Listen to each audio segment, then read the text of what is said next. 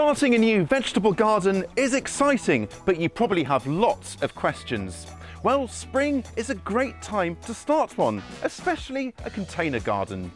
Today I'm with a neighbour to help her transform a corner of her garden and grow something fresh and tasty along the way. One of the things I really love about gardening is helping others start on their own home growing adventure. And in this video, I'll be covering everything needed to create a stunning and delicious container garden.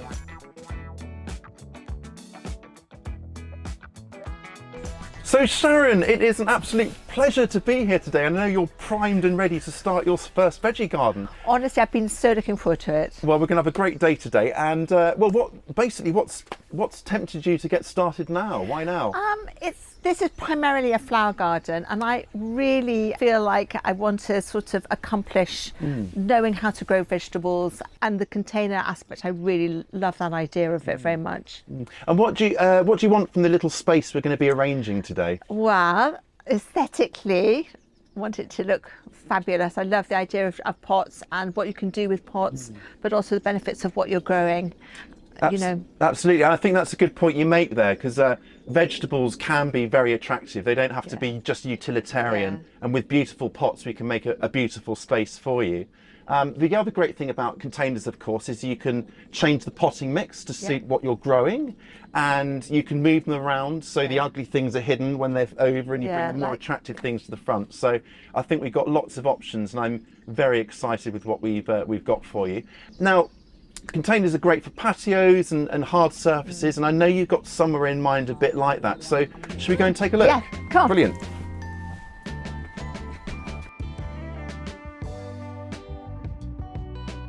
Here we are. What do you think? Absolutely stunning. I love it. It's you've got such a beautiful flowery backdrop, and gets plenty of sun. I was going to say it gets loads of light, just nice and flat.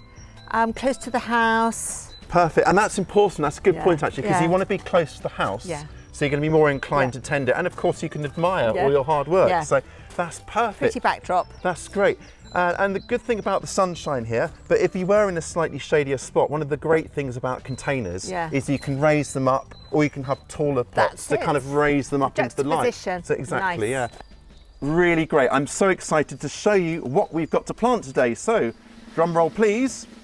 So here we are, we've got all sorts of beautiful things here. It all looks a bit green, but you'll have some colour here too. So we've got some luscious salads here, and leafy greens from the spinach. We've got some beautiful herbs, some rosemary there. I've got some fruiting vegetables, so I've got a chili pepper plant and tomato. And of course, you can't not have strawberries, so we've got some of those as well. Always a joy. These are seed potatoes, so each one of these will produce anywhere from sort of 10 to 20 new spuds. And then we've got a few things to sow as well. So there's lots to do. Shall we get started? Brill. What we're going to be planting is what's called first early potatoes, or early season potatoes. What that means is they grow really, really fast. And just to prove that point, here's one I prepared earlier. Wow. This is about under a month ago I planted this, and you can see it's growing, and we're probably 6 weeks away from harvesting that. So you can see it's going to grow fast, and I like kind of things that give an instant impact. So now, the great joy of potatoes is they grow so fast. I like to recycle old potting mix and mix it with fresh, and that way keeps the costs down. So I'll start filling it up. Have a guess what this is. Oh. Chicken manure pellets. Seriously? Yeah, it's a little bit foul, pun intended, but what this will do is it will give our potatoes a good boost. So I'm going to just add a couple of handfuls in that as we go, and that'll kind of keep things, give it the energy and boost it needs. So we're going to fill it about a third up, and then I'll get you to pop the potatoes in. Okey-dokey. Getting some fresh potting mix here. For the benefit of our British viewers, by the way, when I say potting mix, I mean compost, multi-purpose compost. And give that a little mix. And you see we filled it about a third full there. Right, so now we're ready for our spuds. So we're going to put 2 in first. So there we go. Which way up? That's a good question. Have the shoots facing up, because these are going to be the stems. So that's and you put it just about a couple of inches from the side. Perfect. Right. So that's and the next one just opposite it on the other side. And the spacing between them? Perfect. Absolutely spot on. Excellent. they're in now. So I'm just going to cover them over, and I can fill them straight to the top, actually. This is the great thing about potatoes. You'd think they're like way down there and they're sort of buried alive, but they'll come all the way up and right to the surface, and that's the great thing. So I'm just adding... Coming right to the top. Yeah, exactly, yeah, that's it. That's the joy of it. So I'll just... there we go. Now I know, Sharon, you wanted it to look good as well as be productive, so I'm not going to leave it with this black plastic. We've got this burlap sacking or hessian here. Yeah. And the trick is I'm going to just kind of tie it around, and that will look a lot better. If you just hold it there for me. Of course. And we'll do a sort of layer of string at the top and a layer at the bottom. This is really ingenious, Ben. Yeah, well, it's not all me. It's sort of Pinterest and Instagram and ideas like that, if I'm honest. But, you know, it's kind of, it just goes to show that containers don't have to be just kind of productive and utilitarian. They can look the business too. It really makes a difference, actually. Doesn't it? Yeah, thank you, yeah. So nice. Right, I think we're done with that now. So Ben, how do I look after us? Very good question. That's a good question. You need to know these things. So potatoes have lots of lush foliage, and they've got to swell big tubers. They need regular watering to keep the potting mix here nice and moist. The pots being black can heat up, so this sacking here actually will help shade the pot from it getting too hot. But if it's really, really warm, then you can just move it to a slightly shadier position. Yeah. And finally, I'd say adding a little mulch of grass clippings. So you get dried grass clippings from your mowings and just lay that over the surface, and that will help to lock in the moisture and makes it a bit easier, keeps it going. So that's done. On to our next one, I think. We've got this table, Sharon, because I don't know about you, saves the old backer, so... well, and my knees. And your knees, right, and that's actually... Dare I say it? Dare I say it? No, I mean, that's the same here, and actually, that's the great thing about containers, it does raise things up a bit, which is an important consideration. Yeah. So we've got herbs next, and I'm really excited. We've got these beautiful baskets here, but we're going to line them with this permeable weed fabric. And that means, it's kind of like, it's all, what that will do is it stops the potting mix escaping out of the holes here, like a sieve, so that makes sense. So we've got leafy herbs in this one here. Yeah. I've got some cilantro or coriander. Ooh. Shown from seed myself. My favourite. Oh, so good in like curries and, anyway. Wow. Use it before we got started. This is a lovely chocolate mint with these beautiful kind of like, beautiful stems. This will eventually take over, but it'll be fine for our first season. You can pot it on later on. For the first grow. Flat leaf parsley and some chervil. And then for this taller pot here, I thought what better than the absolute king of Mediterranean herbs, rosemary. Yeah. Perfect with roasts and all sorts. So I think there's a nice little mix here. Right, so the first job is we're going to line the baskets and get them filled. So if you just sort of press that into the corners and I'll get our potting mix. I love the originality again of using baskets and other containers. It's a bit different, and that's what I love about container gardening, is you can use just about any container, you see. So you can repurpose. I've seen old bread baskets, probably seen those Wellington boots. Old baths, do you remember old baths? Yeah, exactly, those old tin bars, sinks, exactly, everything, including the kitchen sink. Yeah, I love it. So, and where can I buy this from? So this is from our local garden centre. Okay. It's sold by the metre, and you just cut it off. But if you look for weed membrane, if you're online, then you can just find it online and just get a little pack of it. But it's very versatile. Yep. You could try lining it with, if you're wanting to avoid plastics, you could try lining it with something else like more of that hessian or burlap sacking. I know lots of people are keen to avoid plastic. Right, so we're going to make a little montage. We'll start with the mint in that corner, and then we'll put the others in front. So, do you lay them out first, or do you just go for it? I do, yeah, you've done this before, haven't you? Yeah, absolutely. So we'll lay it out first. We'll get a little little montage of where we're going. So. That's perfect. We'll leave the labels, put the labels back in later. That's probably a bit that's going to grow quite tall, so I'll put that at the back. Okay, so that's tall. And then this is probably a little bit close to them here if they were going to stay in here indefinitely. Yeah. But I think, for the first season, you've got a lovely mix that way. I mean, honest to gosh, these are going to be used and used and used. Oh, good, I'm so pleased. And also, not just with cooking, but I love them in salads and things like that. Same here, definitely. Things like that. Get that punch of freshness. Yeah. There we go. Now, they all do look a bit similar, don't they? But I assure you they're different. Yeah. Right, so that's it. I think we need to zhuzh it up, but I think that actually is okay. So let's go ahead and just kind of fill them in with our mix. So we've got 3/4. We're up to 3/4 for the basket. That's right. Yeah, that's it. And you just need like 1/2 inch to a centimetre rim, and that means it holds the water, so you can get it in. Okay, so great. Let's delve in and we'll just kind of feed it around. Okay. Do you want to? I'll spread it out. Yeah, you feed round. I'll shovel on. Brilliant. There we go. Lovely job. Good job there, Sharon. If I give you the scissors, if you're happy just to cut the weed membrane so it just fits nicely, I'll get the next lot ready. See, I'm learning something. Yeah, oh bless you, thank you. We'll just push it down like that so it's not going to fall out and just tap. Yeah. Great, okay, cool. So now we've got our rosemary and slightly different setup for this one here. Okay, so do we treat the rosemary differently? Yeah, we do. So these are kind of really leafy herbs and they like it nice and moist and they can cope with dappled shade. Yep. As a sun lover, this grows naturally in really rocky, free draining soil. We just think of it as the sort of sunshine, Mediterranean. The sun goddess, exactly, yeah. So the way I'm going to help with that is we're going to just mix in, this is like really gritty kind of sand. Okay. And that will help sort of create a much more free draining mix, and that will really love that. And what kind of sand is this? This is just sort of coarse kind of sand. Yeah. It's you could use grit. Okay, Anything that it's kind of inert really. It's going to get its goodness from the potting mix.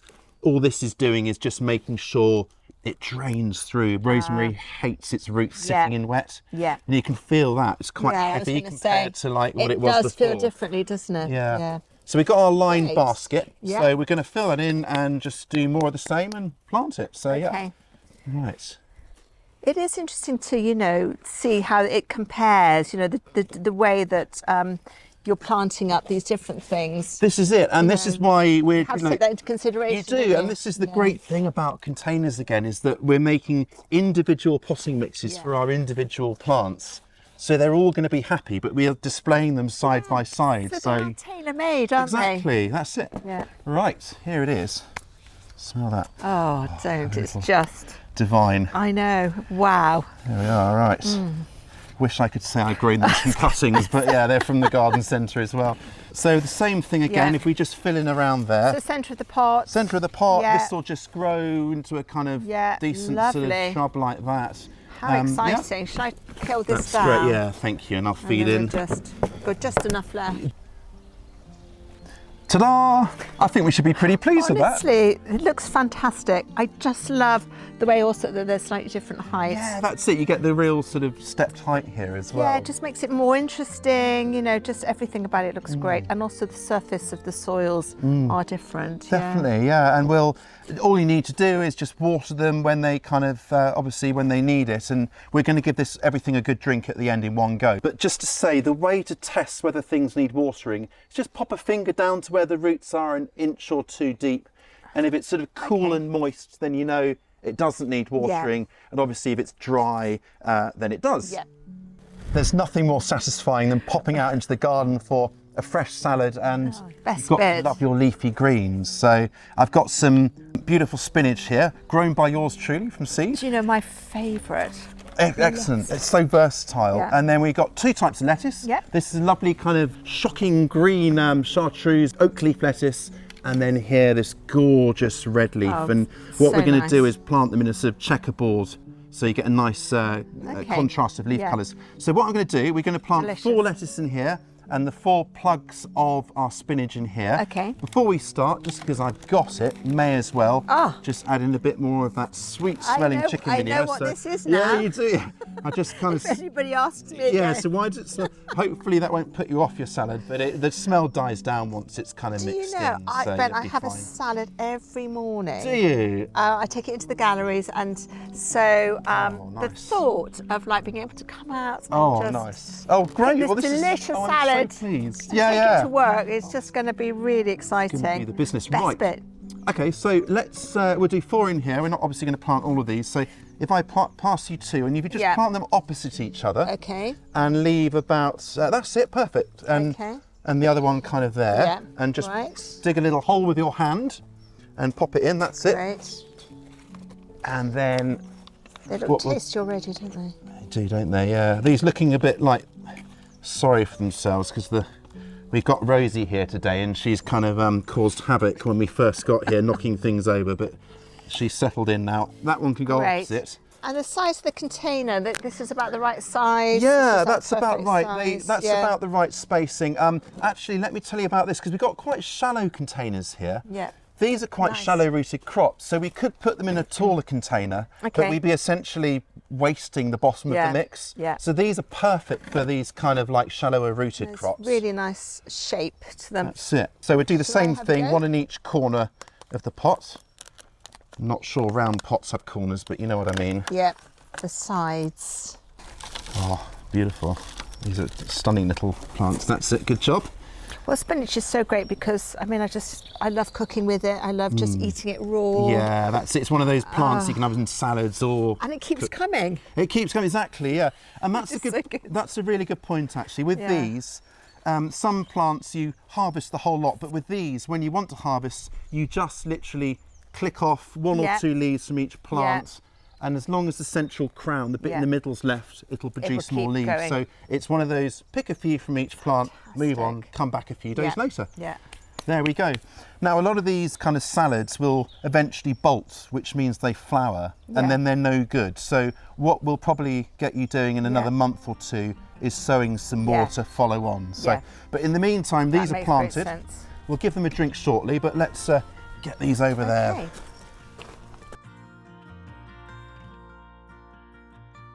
We've got our fruiting vegetables now. So what I've chosen for you, there are two types of tomato. One's determinate, which means it's sort of like a bush tomato, it just forms a bush. The other one is the vining ones you see. So we've got a bush one that's perfect for a pot here.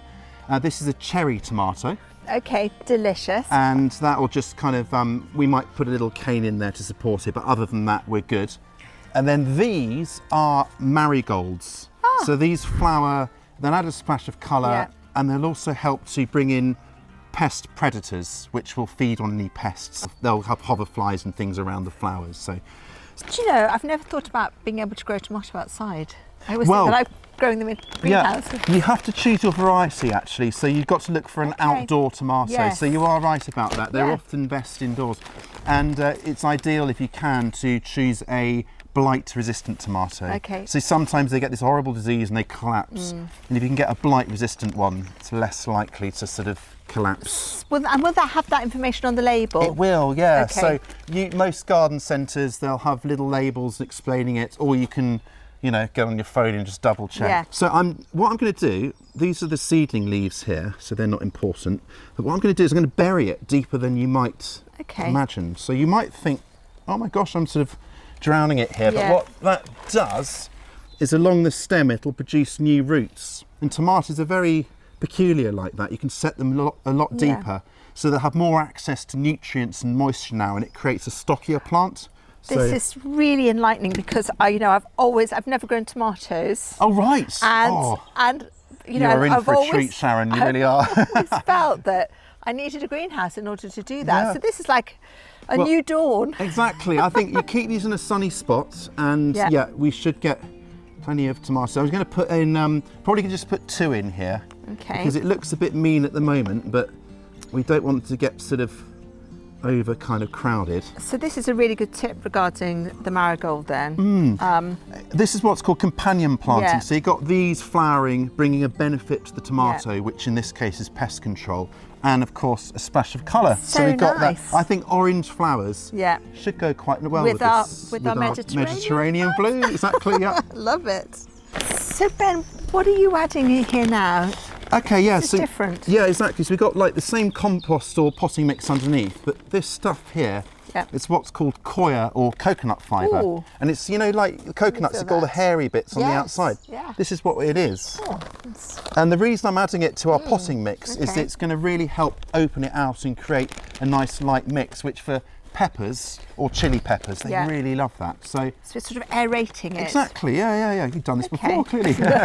And then this isn't essential, but I had this pot of what's called perlite. It's really light stuff. So I'm going to just add that in as well as a sort of belts and braces. It's the same kind of thing as the coir. It'll just help open it out. So we're going to just mix this up. Can I leave you to do that? And I'm just going to... So it's going to make it even more fluffy. Exactly, fluffy, free draining, and a a bit like our rosemary planted earlier. Yeah. They really love that kind of free draining mix, but they like it light in this case, and this is just the ticket really. Well, this feels very exotic planting. Yeah. Well, this really does need pepper. the sunniest spot. Yeah. What I've done here is I picked a variety that isn't very, very spicy, because the milder chili peppers tend to mature sooner and cope better with kind of less than perfect weather. Yeah. So don't go for the super hot ones if you want. So this is less sophisticated. It's less sophisticated, but it's going to be a lot easier. And unless you want something that's going to blast your head off, it's probably a wiser choice anyway. So yeah, brilliant. That's all mixed up. Terrific. So let's get it in our. I've gone for a galvanised bucket. I've drilled holes in the bottom for drainage. Anything you use must have drainage holes so the water can get out. So we're going to, again, fill it up. So like the rosemary, it just likes the sunnier That's right, yeah. So the rosemary, the tomato here, the chili pepper, they all love the sunshine. And then the salad leaves and the herbs, they can cope with dappled shade and... and you can always move things around. If you find something suffering because it's too hot here, you can just put it underneath. I mean, that's why it's so terrific to do it this way. Exactly, So I will arrange them kind of together. Exactly, yeah. Arrange them together to start. This is a lovely time of year. Arranging. Arranging. This is your artistic flair coming out, Sharon. Exactly. And actually, you know, this kind of early to mid-spring is a lovely time of year because it's very forgiving and everything can grow together. Nothing's too hot. Right, Sharon, you pop that in for me. Good job. Okay, so... That's all right, don't worry, it's there. So I'm going to... More resilient than there we are. Down. The same level, that's it, perfect. And then just feed it around. Now that looks really puny in there, I will admit, but like literally give it 2 or 3 weeks once the weather warms up and it'll bush out nicely. And actually this pot here will attract the heat, but that'll really help at this cooler part of the year because it'll help to warm the roots basically. Right, to get it going. That's it, yeah, exactly. So how am I going to look after this little beauty? Yeah, good question. So again, do your usual thing, finger in there, check every now and then. Yeah. This needs to be on the drier side, so there's no harm if it starts wilting. Don't overwater it, that's important. Right, that's and then key. I've got something here for you, a little present. It's not champagne or anything, it is tomato feed. Okay, thank you. Follow the instructions. These will be watered maybe once every 2 weeks with this as a dilute solution, and that'll give it the nutrients it needs because there's only so much in the way of nutrients in the potting mix. So this will replace that. So every 2 weeks? Every 2 weeks. It encourages flower production and gives them the oomph and energy to produce fruits. And that's it really. Just make sure they're in the warm. Yeah. It's still a bit chilly at night, so I'm going to give you some row cover or horticultural fleece to pop over them at night when it gets a bit lower.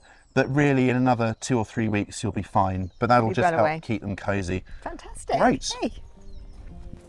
Right. It's taking shape now, isn't it? Yeah, look. Oh. Hello, Rosie. Come on. So nice. Expecting our work. So, this is the favourite bit, I reckon, strawberries. Honestly, it looks great. Ben, I have to say this is the most original use of an old apple box I have seen. It kind of, it's rustic and a bit rough around the edges, but I think it kind of goes, doesn't it? It looks so good with this crop. Yeah, and all I've done is I've lined it again with that weed membrane again, cut it to size, filled it with our potting mix, and now we're going to plant. I've got 2 types here, Cambridge Favourite and El Santa. They're really popular. The more varieties you can have, the more of a spread of a harvest you'll get because they'll fruit at different times. What's the difference? Well, El Santa's really sweet and juicy. They're both really reliable croppers, so they're kind of like winners really, but they'll crop at slightly different times. That's the main difference. That's a very good difference. You spread your harvest a bit, yeah. So Brilliant. if I do these guys here, and you plant those 2 here, we just sort of plonk them in corners like that, and then just sort of get them in really. Evenly spaced. That's it, yeah. So just kind of in the corners like that. Now strawberries need planting at the sort of same depth as before. So we're going down. We're going down and make sure that the leaves where they come up are sitting just at soil level. So like that? That's Is perfect. that right? Well done. Yeah, lovely stuff.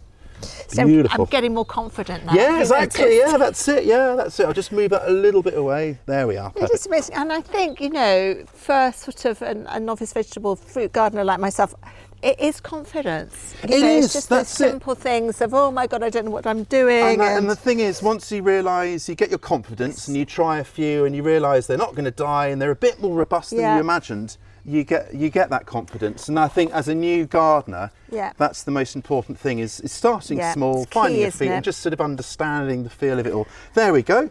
And I promise you, another 2 months they'll be kind of bulking out, and you may well get fruits this summer. So they're going to crop quite quickly. Well, I'm going to keep a very eagle eye. Yeah, no, I'm sure you will. And it's the same with tomatoes, actually. These guys, that little red liquid feed, the tomato feed, actually is good for any fruiting plant. So these will be good for strawberries as well. So again, same sort of 2 week interval. Exactly. Okay. Yeah, exactly. So there we go. Right. So we've got all our pots planted now. We'll get this one over there, and then we'll do some sowing. Right. Okay. Right. Gosh.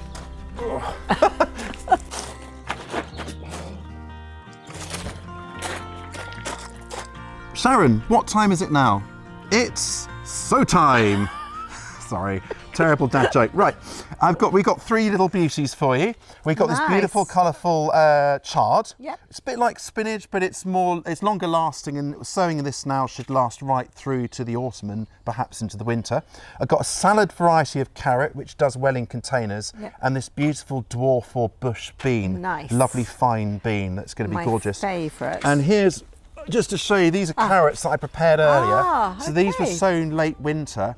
And we're going to sow them in here, so you get really lovely filigree foliage as well. Nice, yeah, and lovely. Well, you know what carrot foliage looks like. And how tall will they get to? Well, probably foliage will get to here. Okay. And this salad variety, in terms of the roots, are probably just below the depth of the pot. So we want a pot that's deep enough, obviously. Yeah.